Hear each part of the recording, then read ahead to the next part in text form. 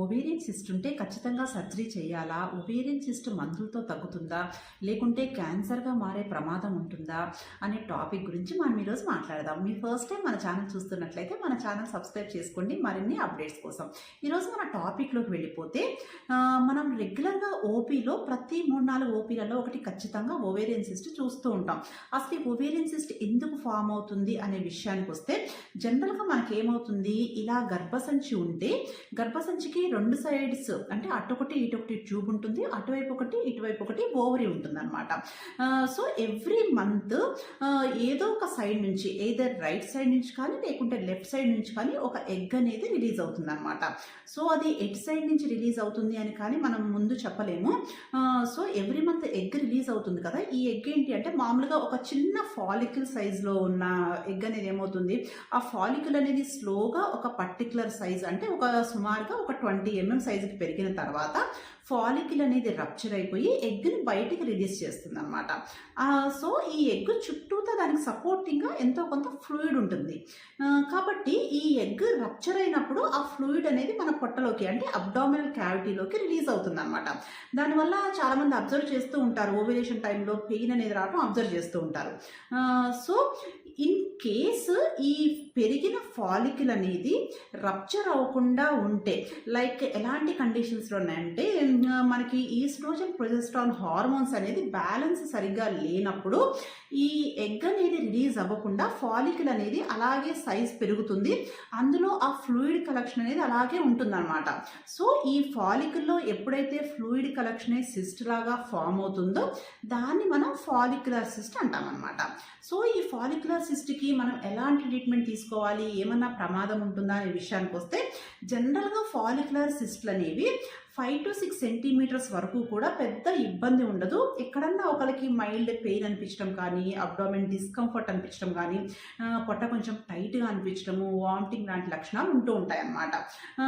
So జనరల్గా 5 to 6 centimetres వరకు కూడా జనరల్గా మందులతో తగ్గిపోతాయి. లైక్ హార్మోన్ పిల్స్ యూజ్ చేయొచ్చు, లేకుంటే ఉన్న సిమ్టమ్స్ని బట్టి టెంపరీగా ఆ సిమ్టమ్స్ తగ్గడానికి మనం మెడికేషన్స్ పెట్టుకోవచ్చు. ఇంకా 3-4 సెంటీమీటర్స్ అయితే జనరల్గా స్పాంటేనియస్గా కూడా 2-3 మంత్స్లో తగ్గిపోతాయి అన్నమాట. ఇది ఫాలిక్యులర్ సిస్ట్ గురించి. అయితే ఎగ్ రిలీజ్ అయిన తర్వాత మిగిలిపోయిన రెమినెంట్ అంటే ఎగ్ మెచ్యూర్ అయ్యి రిలీజ్ అయిన తర్వాత మిగిలిపోయిన రెమినెంట్ని మనం కార్పస్ లూటియం అంటాం అనమాట. ఇది ఎల్లో కలర్ స్పాట్ లాగా ఉంటుంది. దీనిలో చిన్న చిన్న బ్లడ్ వెసల్స్ ఉంటాయి. ఎప్పుడైతే ఈ బ్లడ్ వెసల్స్ అనేది రప్చర్ అయ్యి బ్లడ్ అనేది రిలీజ్ అవుతుందో బ్లడ్ కలెక్షన్ అయ్యి హెమరేజిక్ సిస్ట్ లాగా ఫామ్ అవుతుంది అనమాట. దీన్ని మనం కార్పస్ లూటియల్ సిస్ట్ అంటాం.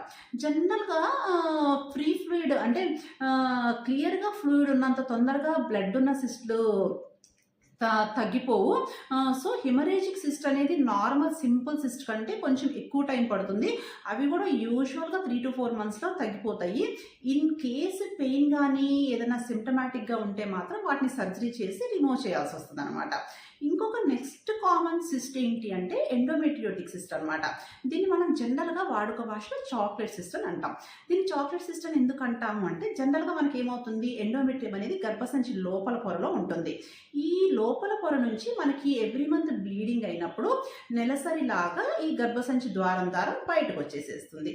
అదే ఈ ఎండోమెట్రియం అనేది బ్యాక్ ఫ్లో ఆఫ్ బ్లడ్ వలన ఈ ఓవరీస్లో డిపాజిట్ అయినప్పుడు ఎవ్రీ మంత్ నెలసరితో పాటు అయ్యే బ్లీడింగ్ అక్కడ బయటికి వచ్చే దారి ఉండదు కదా. సో అలా దారి బయటికి లేకుండా ఉండటం వల్ల ఏమవుతుంది, అక్కడే ఫ్లూయిడ్ లాగా కలెక్ట్ అయిపోయి అంటే ఆ బ్లడ్ అక్కడే కలెక్ట్ అయిపోయి డార్క్ బ్రౌన్ చాక్లెట్ కలర్లో మారుతుంది అనమాట. దీన్ని మనం చాక్లెట్ సిస్ట్ అంటాం. సో ఇవి జనరల్గా సివియర్గా పెయిన్తో ఉంటాయి. వీటికి జనరల్గా సర్జరీ అనేది అవసరం పడుతుంది అనమాట. లైక్ కొన్ని రోజులు పెయిన్ కిల్లర్స్, యాంటీబయాటిక్స్ పెట్టుకోవటము అండ్ సిస్ట్ కొంచెము సైజ్ తగ్గడానికి కొంచెం మనం హార్మోన్ పిల్స్ పెట్టుకోవటము అలాంటివి చేస్తాము.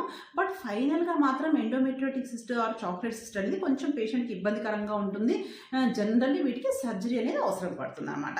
కొన్ని రకాల సిస్టులు లైక్ డెర్మాయిడ్ సిస్ట్ కానీ, సీరస్ సిస్టెడినోమా ఇలా రకరకాల రకరకాల సిస్ట్ అనేది మనకి స్కాన్ ఫైండింగ్స్లో వస్తూ ఉంటాయి. ఇవి ఏంటి అంటే లైక్ డెర్మాయిడ్ సిస్ట్ ఏమవుతుంది, ఫ్లూయిడ్ బ్లడ్ మాత్రమే కాకుండా వేరే కాంపోనెంట్స్ లైక్ హెయిర్ కానీ, టీత్ కానీ, బోన్ కానీ, ఇలా వేరే వేరే కాంపోనెంట్స్ ఉంటాయి అన్నమాట. వీటికి కూడా జనరల్గా సర్జరీ అనేది అవసరం పడుతుంది.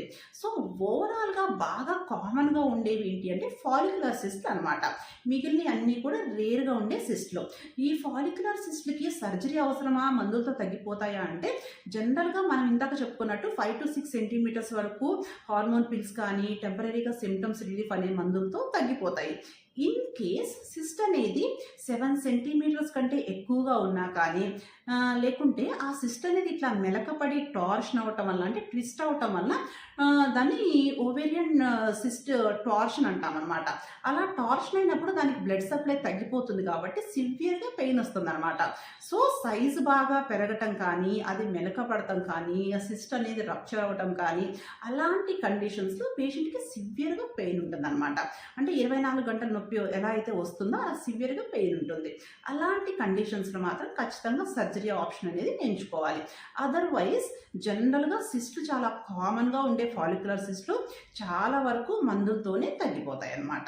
ఇవి క్యాన్సర్గా మారే ప్రమాదం ఎంతవరకు ఉంటుంది అనే విషయానికి వస్తే జనరల్గా ఎంగేజ్లో ఉండే సిస్ట్లు క్యాన్సర్గా కన్వర్ట్ అయ్యే ఛాన్సెస్ చాలా తక్కువగా ఉంటాయి.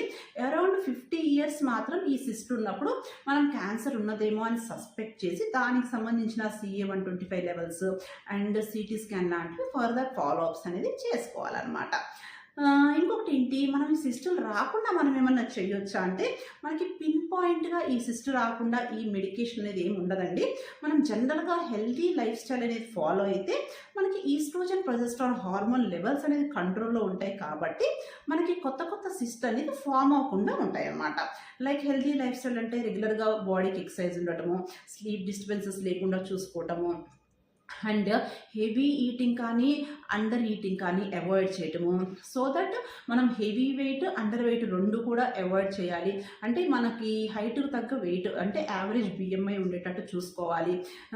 సో మన ఈ హెల్తీ లైఫ్ స్టైల్ ప్యాటర్న్తో పాటు స్ట్రెస్ అనేది అవాయిడ్ చేసుకుంటుంటే హార్మోన్స్ అనేది బ్యాలెన్స్లో ఉంటాయి, సిస్ట్లు అనేది ఫామ్ అవ్వకుండా ఉంటాయి అన్నమాట. సో ఓవరాల్గా ఎవ్రీ సిస్ట్ అనేది క్యాన్సర్ కాదు, ఎవ్రీ సిస్ట్కి సర్జరీ అవసరం లేదు. జనరల్గా కామన్గా ఉండేవి సింపుల్ సిస్ట్లే ఉంటాయి. కాబట్టి మీకున్న సిస్ట్ని బట్టి మీ డాక్టర్ గారి కన్సల్టేషన్తో మీరు సింపుల్ ట్రీట్మెంట్స్ చాలా వరకు ఆప్షన్ అనేది ఎంచుకోవచ్చు. ఓకేనా? Thank you.